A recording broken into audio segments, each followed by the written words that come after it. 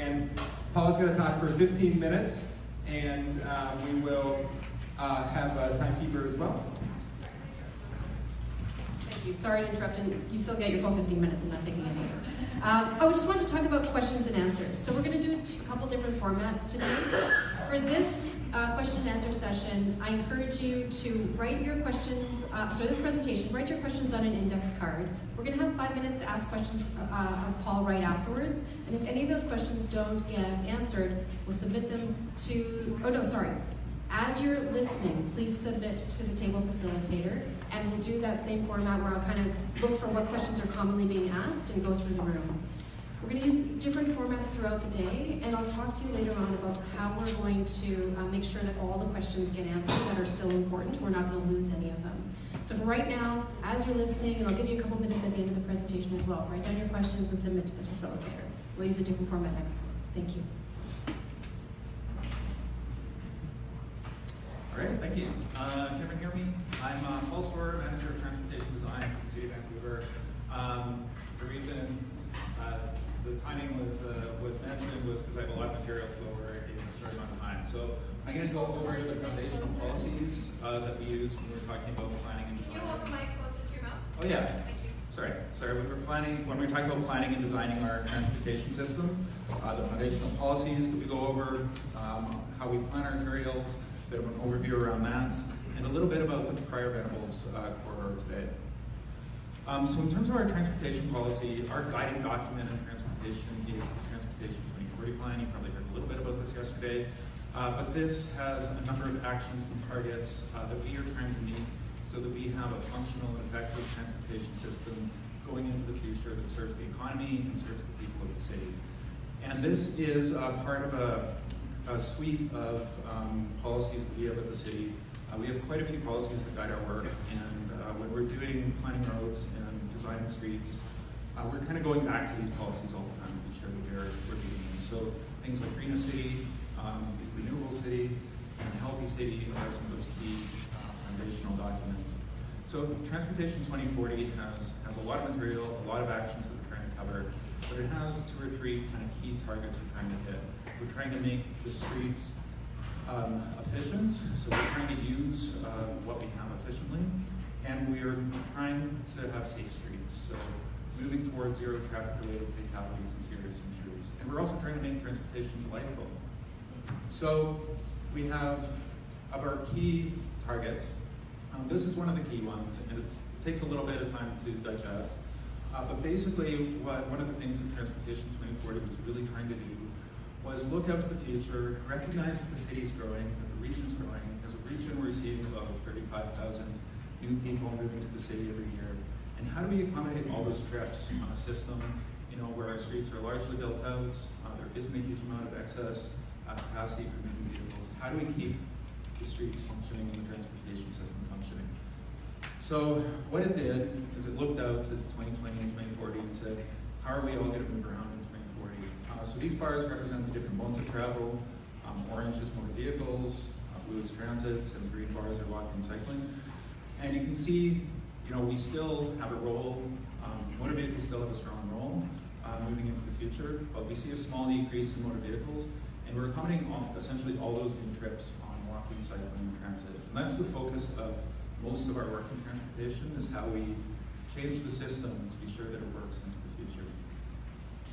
Our other key target is safety. Moving towards zero fatalities and serious injuries is a very serious goal, and one that most cities across the world are starting to take up. And when we talk about safety, and we look at where fatalities are happening, we see that only a couple percent of collisions involve people walking and cycling, but well over half of fatalities actually involve walking and cycling. So a lot of our effort is really looking at those vulnerable road users and how we design streets and how we make streets safe for everyone. The other things the Transportation 2040 does is it sets out a modal hierarchy. So explicitly sets out walking above cycling with single occupant vehicles at the bottom. These are also somewhat related to how efficient each of these modes are from a transportation point of view as well. You can move a lot more people walking and cycling than you can in single occupancy vehicles. So the transportation plan was adopted in 2012. 5 years later,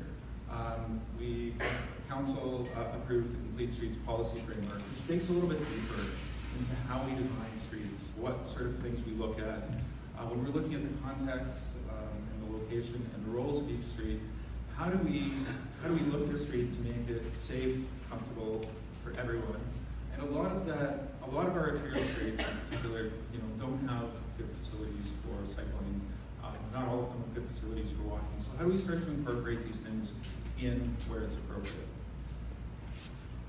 But it also, the Complete Streets Framework looks at a lot more than transportation. It looks at green infrastructure. How when we're designing a street, we find those places to manage stormwater that's running off of our roads and off of our sidewalks. How do we create places when we're designing streets? How do we make those sidewalks and those places for people really work? And adaptability. We want a resilient, adaptable transportation system moving into the future. Last year, we also adopted a congestion management strategy. So this was coming out of a lot of concern about how traffic was flowing around the city. And our congestion management strategy really builds off of everything we were doing in Transportation 2040 and Complete Streets, and looks at how do we monitor what's happening on the streets really well. How do we enhance road safety? How do we coordinate things like street use? How do we manage construction on the streets to minimize the impacts to how they're working? But it goes back to prioritizing goods movement and people movement, and being sure that everyone can continue to move around well. So, planning arterial streets, how do we do that? Well, first off, what is an arterial street? So, the real heavy lifters of our people moving system right now are the SkyTrain lines, our rapid transit system. But beyond that, arterial streets are really the heavy lifters of the street network. So these are the streets where we see lots of goods movement. This is where the trucks are. It's where our bus routes are, which are moving huge amounts of people around the city and the region. You often have multiple lanes. A good arterial street will have good sidewalks, but not all of our arterial streets have that. And another thing about arterial streets is they tend to have the destinations on them. So they're usually the desire lines for everyone, including walking, cycling, and where we see a lot more cycling trips on these streets, even if we don't have facilities. So there's a lot of work looking at where we need to start including those into streets, and that's a lot of what the Complete Streets framework does. So if an arterial street needs cycling facilities, those need to be safe, those need to be protected from traffic, and comfortable for everyone. What is the future of arterial streets? Well, these are good questions. We're seeing everything moving really rapidly these days. We're seeing a lot more electrification of fleets. We're seeing things like more deliveries happening by bike, and new sorts of vehicles coming onto the streets. Things that are bikes, which may not look like a typical bike. In terms of how people move around, that's rapidly changing as well. So I don't know if everyone knows this, but Vancouver is the car share capital of North America or the world.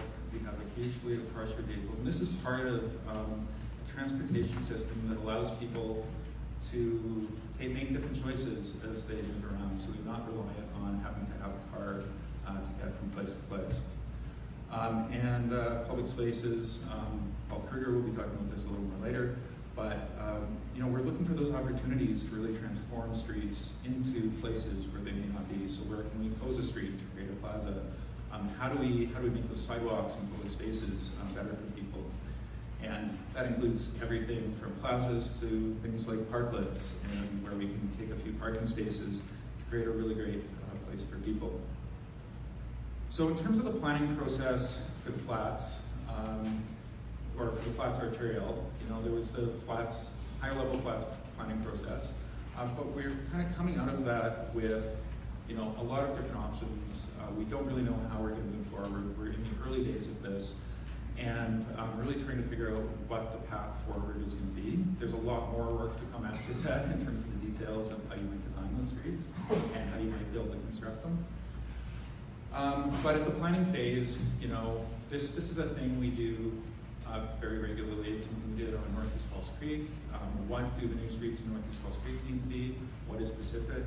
What are the goals we're trying to hit as we get to street design?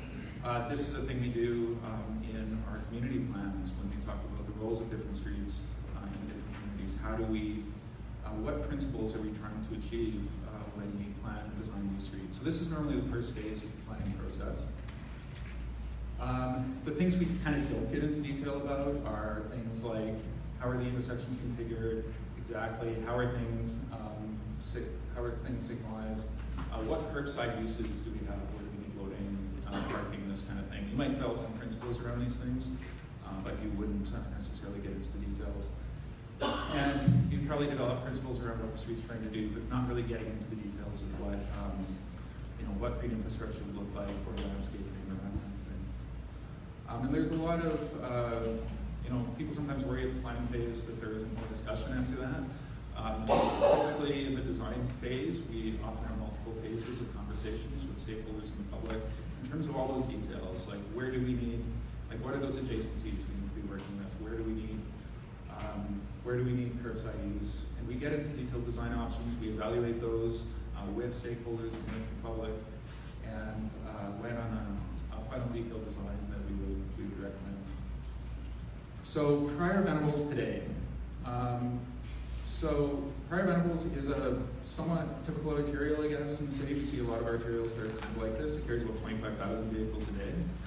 Kind of similar to Hastings Street in terms of the number of vehicles. It doesn't have nearly as many transit passengers as Hastings Street does, but it does have about 44,000 passengers. And when you look at it as a corridor with the ADNAC bikeway, you also see a large number of bikes kind of traveling east-west along this corridor. In terms of transits, so that 22 bus that runs along Prior Venables is an important transit route, both to move people through the city, but also really for local access into Strathcona and into the Falls Creek Flats. We see about 1,200 boardings and lightings in this area on the 22. And in terms of motor vehicles, it's this important link between kind of East Vancouver, between Granby Woodlands and Strathcona, and the downtown core. And it plays an important role in terms of local access into the flats and into Strathcona. So, probably everyone here is acutely aware of this. One of the key issues with it right now is this back grade rail crossing with the BI line. So it used to be a bit of a sleepy line.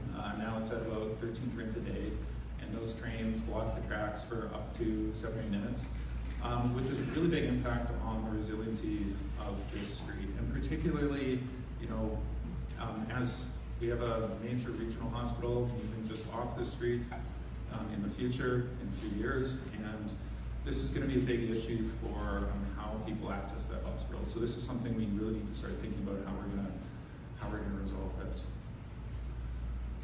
From a design point of view, in terms of arterials, Prior Venables is a very narrow corridor, I guess.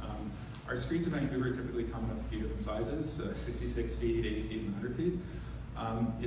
It's a little over the narrower streets we have in the city, and then includes local streets. So that one of the challenges we have on Prior is really that we don't have a lot of space to work. So basically there's room for 4 lanes of traffic and a couple sidewalks which aren't nearly as great as we would want them to be.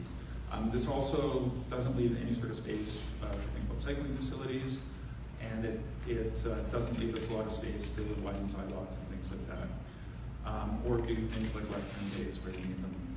But we have done, in 2015, we did a couple studies. We did a safety study of how safe the street is operating, and we did a livability study. And both of these showed it in a pretty similar place to a lot of our residential arterials around the city. We've made a few changes over the last few years to address some of the things that I was highlighting from the safety study. But overall, it's functioning like a lot of other arterial streets. Now, what would we want an arterial street to be? Well, that's the big question. You can see there's a few photos up here which show various arterial streets kind of around the world.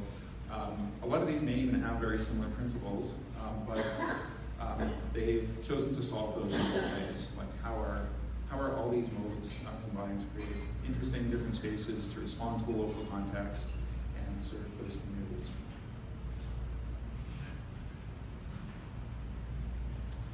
So, in terms of what we're looking for out of this process, what I'm hoping comes out of this process, I guess, is, this is a really hard topic. Like, this is a really hard conversation.